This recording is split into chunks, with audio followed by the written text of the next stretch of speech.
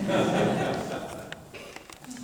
lot of times, adults ask kids what their favorite subject in school is. I get asked this question way too many times if you ask me.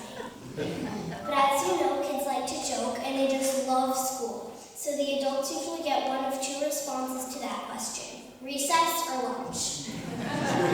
Today I will be talking to you about my favorite school subject. Just pretend you asked. Lunch.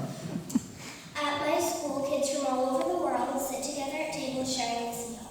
My lunch table friends are from Haiti, Bangladesh, Korea, Brazil, Italy, Uganda, and India. Daisha is my friend from Haiti. We always used to fight in kindergarten because she was a crybaby and I was a tattletale. But the teachers kept putting us in the same class until we got along. This year we made an agreement that we can tease each other however much we want about how we used to act in kindergarten. She's one of my best friends now, and we usually sit across from each other at lunch. One day we were sitting next to each other, and a boy from 5th grade screamed in our ears, "We're Cheetos!" Daisha got mad because now she's tough, but I told the principal, some things never change. My friend Tanzarel sits with us sometimes too.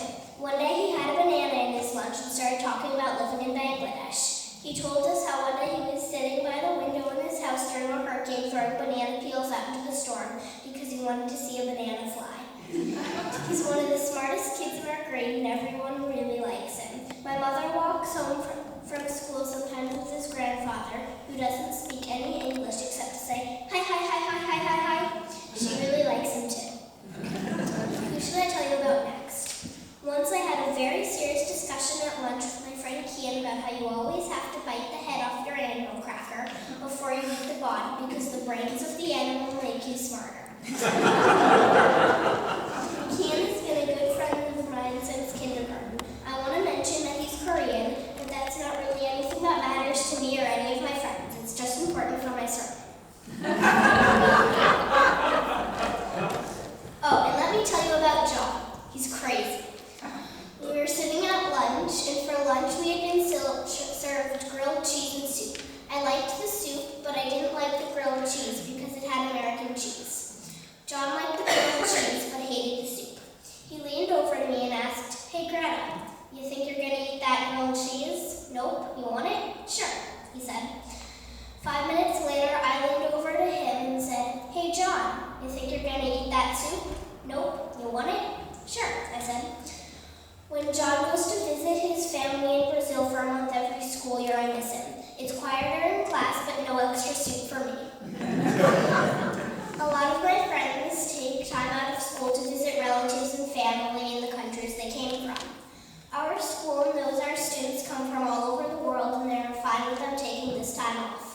My friend Clyde spent 2 months with his family in Uganda recently, and my really good friend Daniel went to Nigeria and never came back because his family thought life was better there. Here's something else about lunch at my school. Not everyone speaks English. Sometimes they speak Spanish or Portuguese or Italian. Everyone learns English, but for a lot of my friends, it's their second language. My friend Bali was adopted from India. When she first started at my school 2 years ago, she didn't speak a single word of English.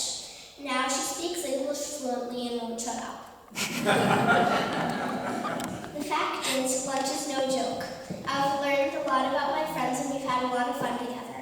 I think if you want to break down rules between people, the best way to do it might be by sharing a meal because it gives you time together and everyone needs to eat. I think Jesus knew this too. We have communion at church because sharing meals with others is that important. There are always people who